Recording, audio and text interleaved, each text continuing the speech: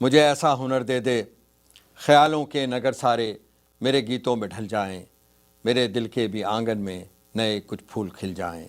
مجھے ایسا ہنر دے دے، مجھے ایسا ہنر دے دے کہ غم کتنا بھی ہو گہرا، کہ دل کتنا بھی ہو ٹھہرا، میرے اشعار سن کر شمع امید ہو روشن، کہ پھر سے زندگی میں ولولہ ہو، جوش ہو پیدا، نئی پھر منزلوں کی جستجو ہو، نئی راہوں پہ پھر سے گفتگو ہو۔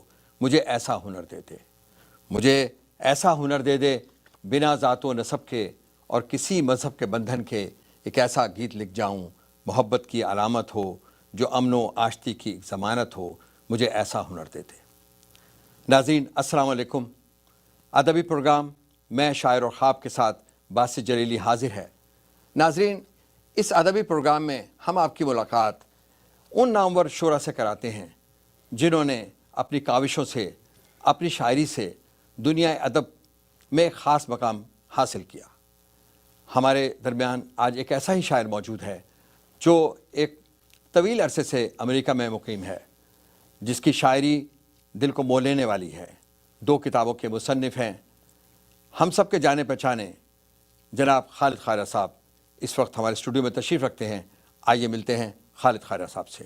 السلام علیکم خواجہ صاحب۔ السلام علیکم۔ کیسے مزاج ہیں آپ کے؟ شکریہ حضور یہاں مجھے بلانے کے لیے۔ نہیں، آپ کا بہت بہت شکریہ، آپ نے وقت نکالا، بہت اچھا لگا آپ یہاں موجود ہیں۔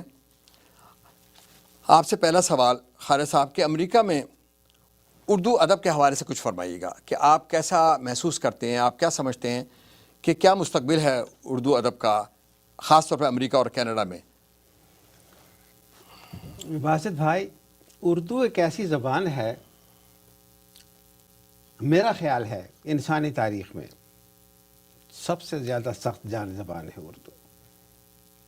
اردو سب سے نئی زبان بھی ہے زبانوں کے مقابلے، ایون پنجابی اور پشتو کے مقابلے میں نئی زبان ہے، لیکن یہ اتنی سخت جان زبان ہے کہ آج ساری دنیا میں نہ کرتے بھی اردو کے شاعر اور ادیب اتنے ہی ہیں جتنے پاکستان ہندوستان میں ہوں گے۔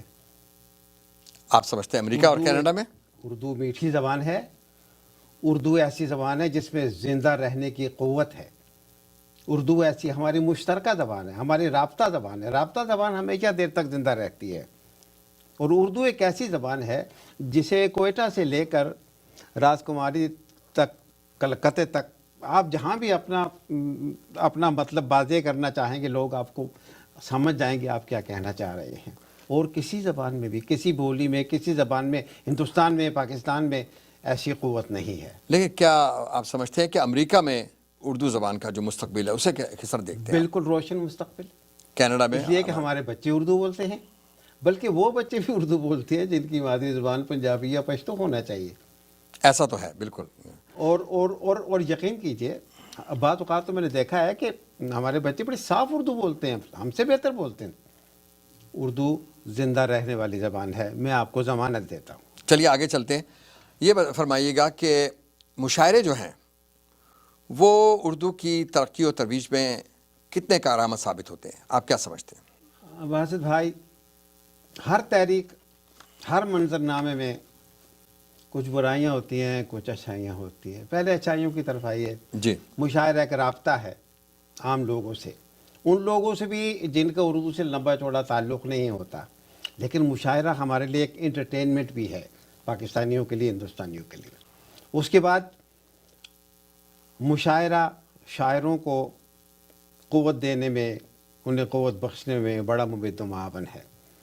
اور اب تو مشاعرے مالی معاملات میں بھی سود مند ثابت ہو رہے ہیں، یہ تو کوئی اچھی بات ہے۔ اب اس میں بری بات یہ ہے کہ یہ بابا کا سلسلہ ہے، تو بہت سے لوگ ایسے بیچ میں گھس آتے ہیں جن کو نہیں آنا چاہیے، اور بعض اوقات وہ شاعری خریدتے ہیں اور خرید کے پڑھتے ہیں، اور پھر ٹرائی یہ کرتے ہیں کہ جو مستند شاعر ہیں، جنہوں نے ساری زندگی اس میں کام کیا ہے، ان سے آگے رہے. یہ دیکھیے اچھا پہلو بھی اور برا پہلو بھی. لیکن اس میں خالد صاحب میں جہاں تک سمجھتا ہوں، دیکھیے کہ اگر آپ سمجھتے ہیں کہ شاعری بکتی ہے اور دوسرے ٹریڈ کی طرح، تو اس میں قصور تو شاعروں کا ہوا نا کہ شاعر ہی لکھ کے دیتے ہیں ان کو. شاعری تو بیچنے والے ہوئے نا، پھر شاعری جو جی بکتی ہاں، ہے تو خریدنے والے تو وہی ہیں جو جیسے کپڑے خریدتے ہیں، جی. جیسے وہ اپنی آسائشیں خریدتے ہیں، شاعری بھی خرید لیتے تو ہیں، اس میں لیے کہ ان کے پاس قوت خرید ہے. جی سوال یہ ہے کہ جو لوگ بیچتے ہیں ان کا ضمیر اس بات کی کیسے اجازت دیتا ہے کہ فنون لطیفہ بیچ رہے ہیں.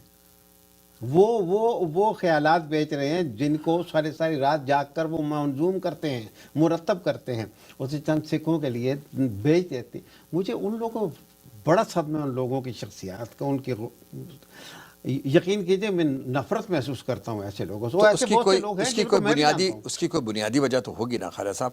غربت ہے، غربت. شاعر کی غربت. پاکستان ہندوستان میں شاعر غریب ہیں.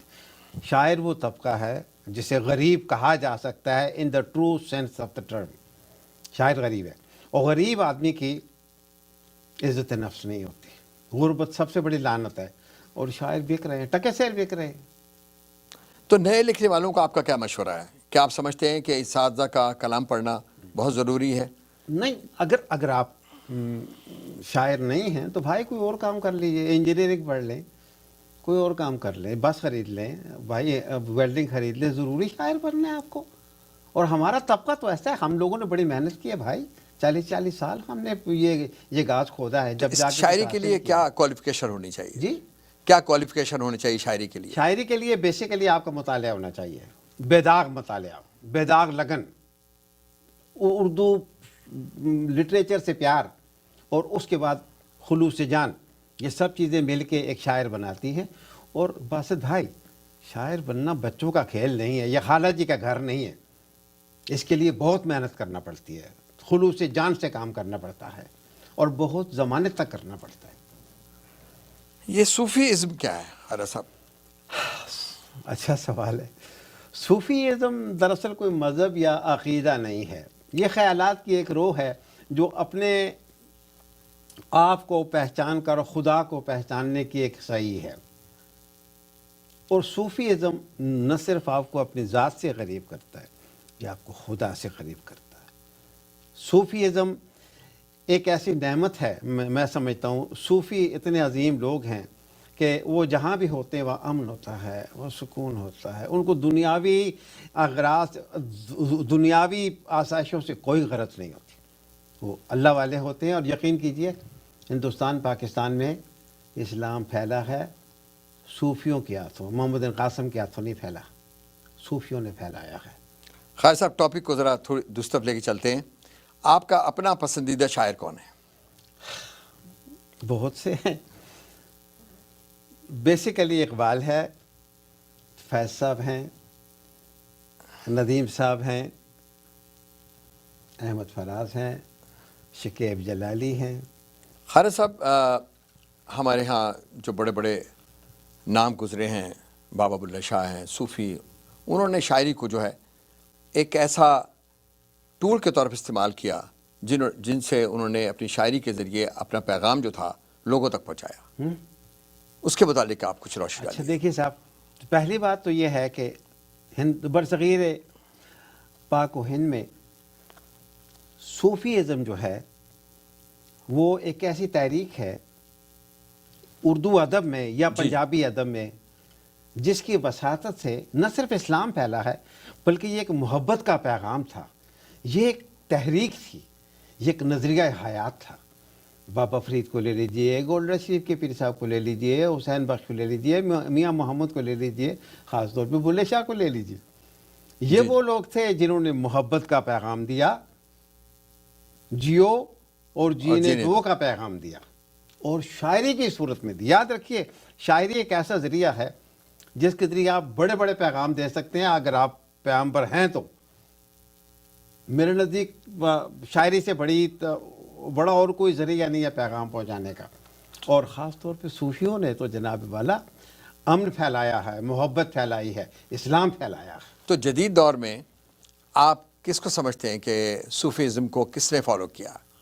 کون سا ایسا شاعر ہے؟ باسط بھائی ہر شاعر تھوڑا بہت صوفی ہوتا ہے، اس میں کوئی اس کے بغیر نہیں ہوتا. جی ہاں، محبت کا پیغام جو ہے وہ صوفی دیتا ہے. ہر شاعر تھوڑا بہت صوفی ہے. لیکن اگر آپ مجھ سے پوچھتے کوئی ہیں، بڑا نام، کوئی بڑا نام؟ میں سمجھتا ہوں کہ ہندوستان میں، پاکستان میں صوفیزم پنجابی شاعروں کو چھوڑ کے اردو سائڈ پہ ذرا بلیک ہے، ذرا کمزور ہے سلسلہ. اچھا. لیکن پھر بھی اگر آپ کسی بھی شاعر کا کلام اٹھا کے دیکھ لیں، غالب سے لے کے اقبال تک آ جائیں اور اقبال سے لے کے احمد فراز تک آ جائیں، میں ایک نام نہیں مینشن کر سکتا ہوں کہ میں پن پوائنٹ نہیں کر سکتا ہوں بلے شاہ کی طرح کہ یہ اردو کا شاعر یہ صوفی تھا. نہیں. علامہ اقبال کو آپ کس علامہ مقام اقبال کو میں سمجھتا ہوں انہوں نے بہت بڑا پیغام دیا، انہوں نے ہمیں جگا دیا، انہوں نے ایک تحریک دی. علامہ اقبال، ٹیگور اور نظر الاسلام، یہ ایسے جان پاس ہر فنانس میں. اب دیکھیے یہ وہ لوگ تھے جنہوں نے پیغام نہیں دیا، ایک تحریک دی. اور یاد رکھیے تحریک پہلے دل مسخر کرتی ہے، اس کے بعد اس کا کوئی مقام معاشرے میں آتا ہے. یہ لوگ دلوں کو مسخر کرنے والے ہیں، ان لوگوں نے دل جیتے ہیں. باسط بھائی دل جیتنا بڑا مشکل ہے اور ان لوگوں نے دل جیتے ہیں. خالد صاحب، شاعروں کے بارے میں تو ہم نے بات کی، آپ کی اپنی شاعری ہمارے ناظرین سننا چاہیں گے، آپ کچھ عطا کیجیے. سنیے ایک نظم ہے. جی، بلکہ آپ اپنی کتابیں بھی جو ہیں ہمارے ناظرین کو دکھائیں، جو آپ کی دونوں کتابیں ہیں وہ ذرا اس کے سر ورق دیکھ سکیں تاکہ ہمارے ناظرین کون کون سی کتابیں ہیں. یہ ہے سر شعر تمنا، میری پہلی کتاب تھی. سر شعر تمنا. اور دوسری کتاب میری سر دست ہے جو ریسنٹلی آئی ہے. جی، میں پیش کروں گا آپ کو مبارک ہو دوسری کتاب. تم اتنے مختلف کیوں ہو؟ تم سے پہلے بھی تو کچھ لوگ تھے غمگین یہاں. واہ. درد مندوں کے نہاں خانہ دل میں اکثر ایک خونابے کا منظر ہی ہوا کرتا ہے. واہ واہ. پھر بھی انصاف نہیں اتنی محبت غم سے. میں نے دیکھے ہیں دل و جان سے ہنستے ہوئے لوگ بھی وہ جنہیں کم کم ہی میسر تھی خوشی.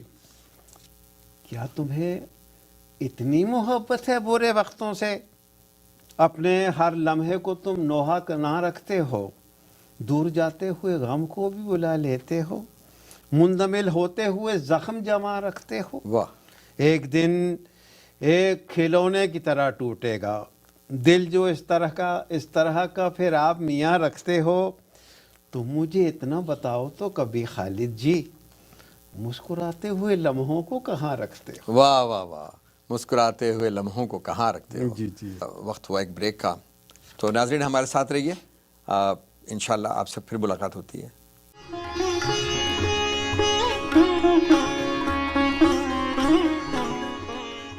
ویلکم بیک ناظرین. ہمارے ساتھ اس عہد کا ایک خوبصورت شاعر موجود ہے، جناب خالد خواجہ صاحب.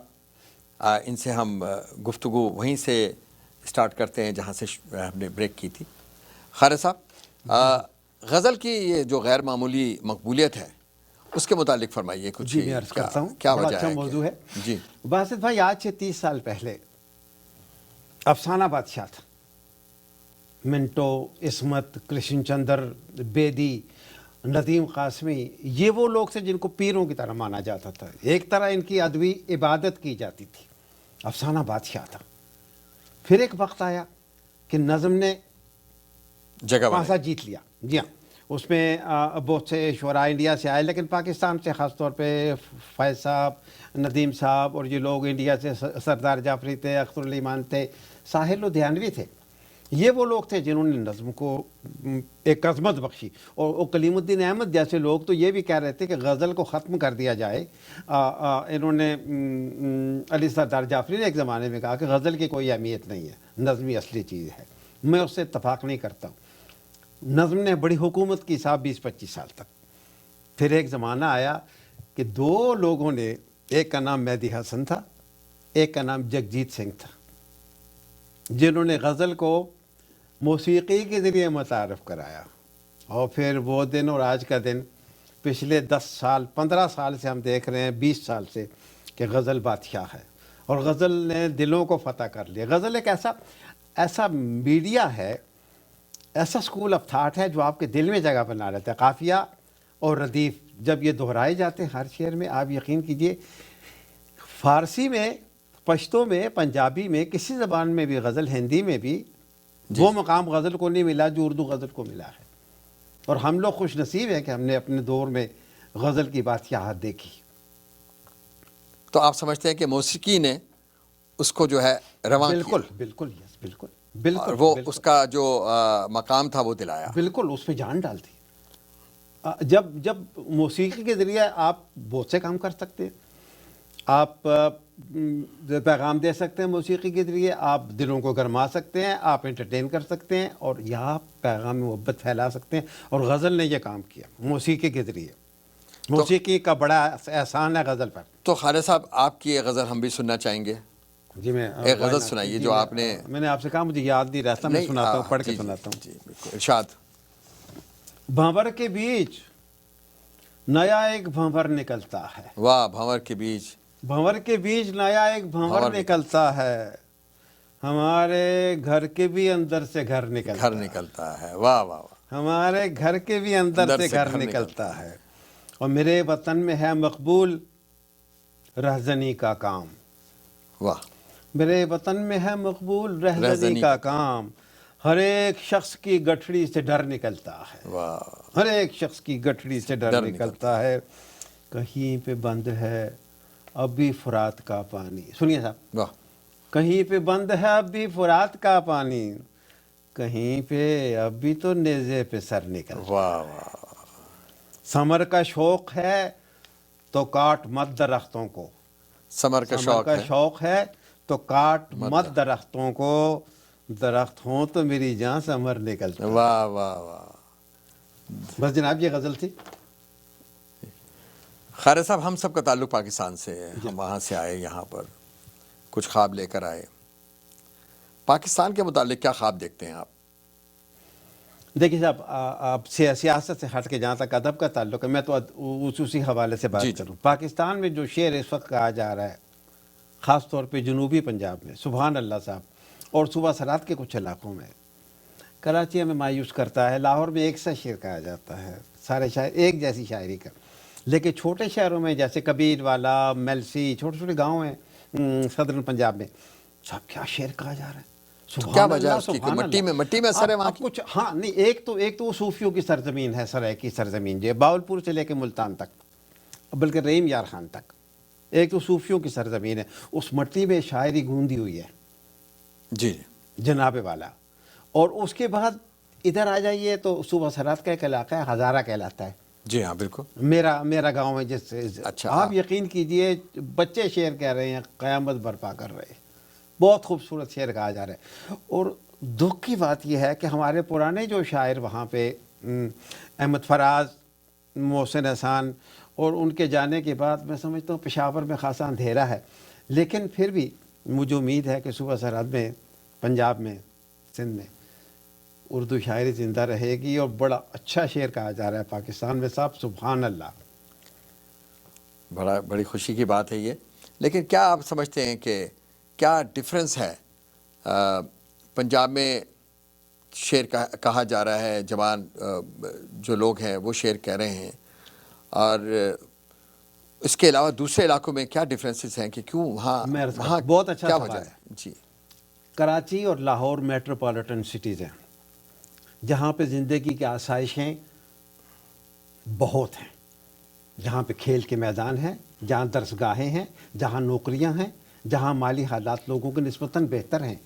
یاد رکھیے، مالی حالات جتنے بہتر ہوں گے شاعری اسی ساتھ ساتھ مرتی جائے گی. شاعری غریب کا کام ہے، محروم کا کام ہے. ایسا کیوں ہے؟ کیا وجہ؟ یوں ہے کہ اگر آپ محروم نہیں ہیں، تکلیف میں نہیں، آپ خوش ہیں، آپ کے حالات اچھے ہیں، آپ شاعر نہیں بن سکتے. یا کم از کم وہ درد نہیں اپنے دل میں پا سکتے جو غریب ہر روز جن حالات سے گزرتا ہے، اس سے آپ نہیں گزر سکتے. اگر آپ ایلیٹ کلاس میں ہیں تو آپ کر لیں گے شاعری. لیکن یاد رکھیے، جو آدمی 2 وقت کی روٹی کے لیے کبھی ترسا ہو نا، جب وہ شعر کہتا ہے نا تو قیامت برپا کر دیتا ہے. فیض صاحب ایک واحد مثال ہے جو ایلیٹ طبقے سے تعلق رکھتے تھے اور عظیم شاعری کر گئے. جی جی. اس کے علاوہ آپ شکیب جلالی سے لے کے احمد فراز تک آ جائے، ان سب لوگوں نے غربت میں وقت گزارا ہے. 2 وقت کی روٹی کو یہ لوگ ترسے ہیں. تو آپ یہ سمجھتے ہیں کہ شاعر جو ہے اپنے ارد گرد کے جو حالات ہیں اس کو محسوس کرتا ہے, بالکل. اور اگر وہ تکلیف میں ہے تو وہ ایک اچھا شعر بالکل بالکل کہہ سکتا ہے. یاد رکھیے شاعر جو کہانی لیکن کیا سنتا ہے خوشی نا- میں نہیں کہہ سکتا اگر وہ ایک صحت مند نہیں, یاد رکھیے اگر آپ کی زندگی پر آسائش ہے نا, آپ کے یہاں درد مند دل نہیں ہوگا. درد مند دل وہی ہوگا جہاں اسے درد محسوس ہوگا, جہاں وہ ان حالات سے گزرا ہوگا یا گزر رہا ہوگا. آپ یقین کیجئے, میں نے اپنی ساری زندگی میں دیکھا ہے, یہ میرا تجربہ ہے کہ وہ لوگ جن کے مالی حالات ٹھیک ہوتے ہیں اور بہت اچھے ہوتے ہیں, جو آسائش کی زندگی گزارتے ہیں, وہ اچھے شاعر نہیں ہوتے. اچھا, بالکل, یہ غربت ایک فیکٹر ہے. میں سمجھتا ہوں تقریب میں تعمیر کا پہلو ہے کہ غریب اچھا شاعر ہوتا ہے. ہاں خالد صاحب, لیکن امریکہ میں تو سب لوگ بہتر حال میں ہیں, تو یہاں اچھا شعر کیسے کہہ رہے ہیں؟ کینیڈا میں کہا جا رہا ہے, اب دیکھیے امریکہ میں کہہ رہے جہاں ہیں تک لوگ. کینیڈا کا تعلق ہے, کینیڈا میں بہت اچھی شاعری ہو رہی ہے, بالکل. بہت اچھی شاعری ہو رہی ہے. وہاں پہ نسیم سید خاص طور پہ بہت اچھا شعر کہہ رہی ہیں, اشفاق حسین اچھا شعر کہہ رہے ہیں, اور بھی کئی نام ہوں گے, رفیع رضا ہیں, بہت اچھے شاعر ہیں. لیکن امریکہ کا ذرا معاملہ بلیک ہے تھوڑا سا, اس لیے کہ میں سمجھتا ہوں امریکہ میٹریلسٹک کنٹری ہے, مادہ پرست کنٹری ہے. مادہ پرست ماحول میں شاعری پنپتی نہیں ہے. ہم کوشش کر رہے ہیں, لگے ہوئے ہیں. میں بھی تو 35-36 سال سے امریکہ میں ہوں, شعر بھی کہہ رہا ہوں, آپ بھی شعر کہہ رہے آئیے ہیں. ایک کوئی غزل اور سنائیے, کوئی جی میں ایک عرض کر دیتا تازہ ہوں. غزل ہو, جی یا اس کے- اس کی- جی ہمارے ناظرین جو ہے وہ مشتاق ہیں بہت آپ کے غزل سننے کو. جی میں عرض کرتا ہوں. پاؤں سے لے کے سر تلک پورا سوال بن گیا. واہ, پاؤں سے لے کے سر تلک پورا سوال بن گیا. پورا سوال بن گیا. اسے مکالمہ بھی اب کار محال بن گیا. واہ واہ, اس کا چلن بدل گیا, چال بھی اس کی اور ہے. اس کا چلن بدل گیا, چال بھی اس کی اور ہے. شہر میں آ کے جانے کیا میرا غزال بن گیا. واہ, اور جھیل میں عکس ماہ نے سحر زدہ رکھا مجھے. جھیل میں عکس ماہ نے سحر زدہ رکھا مجھے. میرے لیے تو جھیل کا پانی بھی جال بن گیا. واہ, جیسے کہ کونج ڈار سے بچھڑ گیا ہوں میں. جیسے کہ کونج ڈار سے بچھڑ گیا ہوں میں. میرا عروج دوستو میرا زوال بن گیا. واہ واہ, میرا تو خلقت شعر دم بخود, گلیوں میں دہشتوں کا راج. تھوڑے دنوں میں شعر کا یارو یہ حال بن گیا. واہ واہ. خالد صاحب, ہمارے پروگرام کا وقت ختم ہونے کو ہے. آپ کا بہت بہت شکریہ, آپ تشریف لائے. میری ناظرین, آئندہ ہفتے انشاءاللہ پھر آپ سے ملاقات ہوگی ایک نئے شاعر کے ساتھ. خدا حافظ.